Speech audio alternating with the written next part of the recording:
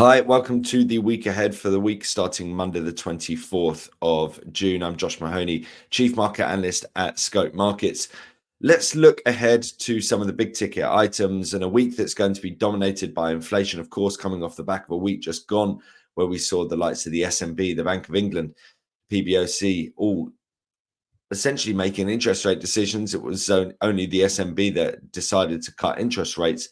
But certainly with the inflation theme coming into the new week, it's all about how the data, the underlying data, is forcing the hands and forcing and shifting expectations at these central banks. So let's look into the big ticket items for the week. You can see there's a big focus on Germany with the IFO business climate number and the consumer confidence number on Monday and Wednesday, respectively.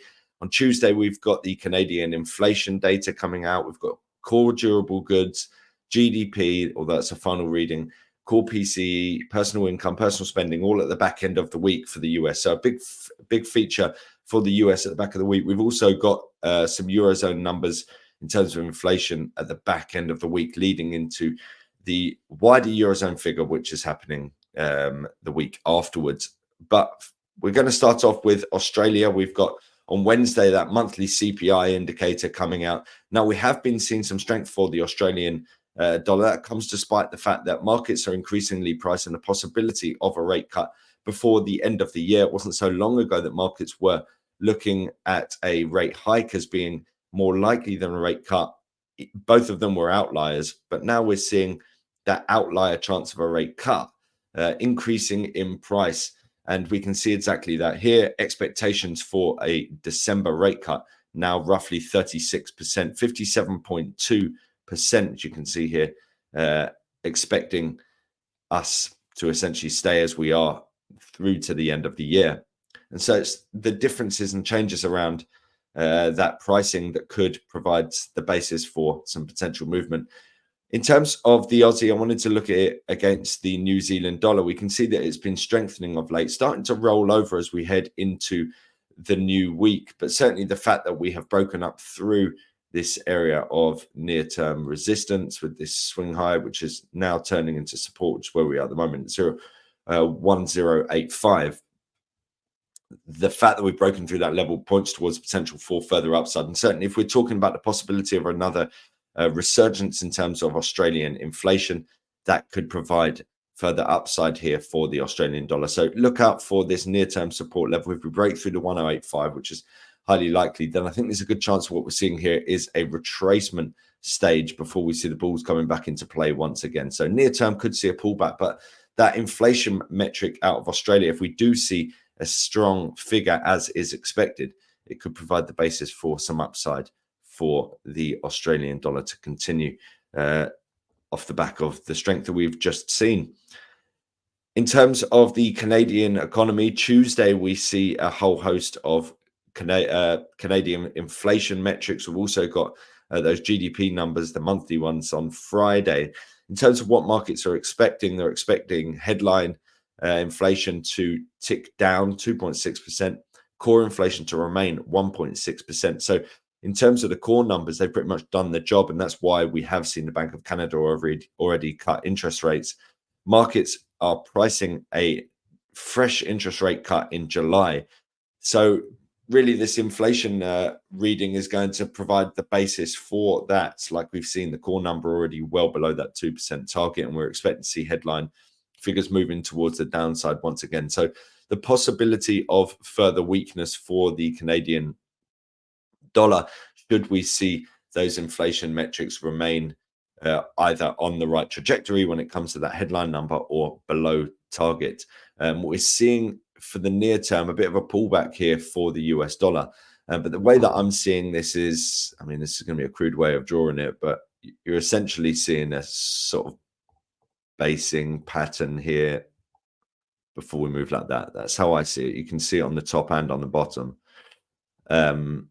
So that means I expect to see this as a retracement here. So we've come into that 61.8, perfectly tagged it, starting to see some strength.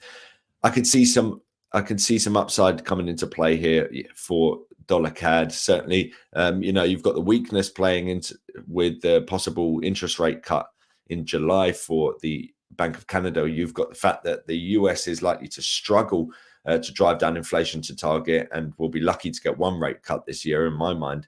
So yes, we've been pulling back, but that to me looks like a potential opportunity for the bulls, with the breakdown through this 1036 required to negate that bullish view that I currently hold for dollar CAD. And finally, it is the US that rounds things up over the course of the week. I just put Thursday and Friday's data because there's a lot of it, and there's some pretty notable figures within that. Durable goods, core durable goods. We've got that final GDP number. We've got the initial jobless claims that have been relatively elevated of late.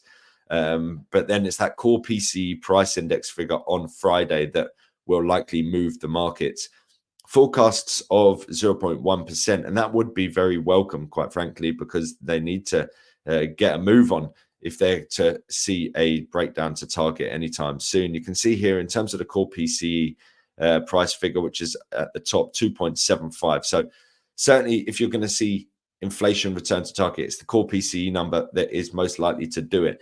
What's happening in terms of this current month, where you can see here the figure that's dropping out from last time around is 0.288. If markets are right and this 0.1 figure comes to fruition, then you could see a nice move lower in terms of the core PC figure. And, you know, if we start to move back down towards the mid twos, then suddenly you've got near enough a justification for a rate cut in the near future. So that could be a possible good news story for markets if that comes to fruition. In terms of how we might play it, well, one area that has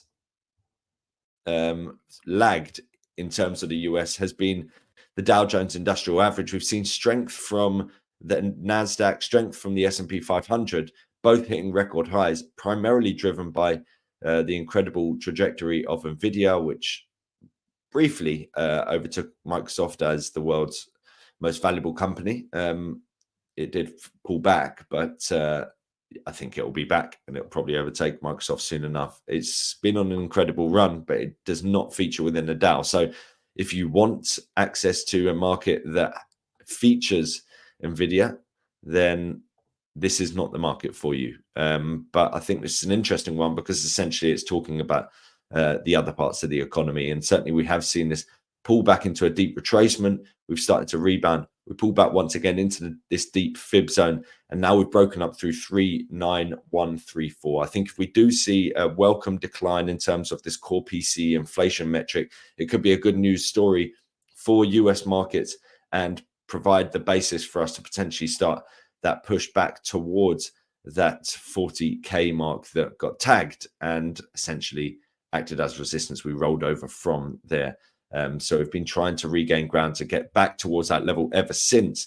And I think 40K could be in sight if we do see a nice move lower in that core PC price index figure, which could really raise hopes for the Federal Reserve to be able to have the basis for them to cut rates in the not too distant future, especially given the fact that we have seen some jitters in terms of some of the economic data of late. So keep a close eye out on the core durable goods and the core PC price index as two of the main events happening at the back end of the week.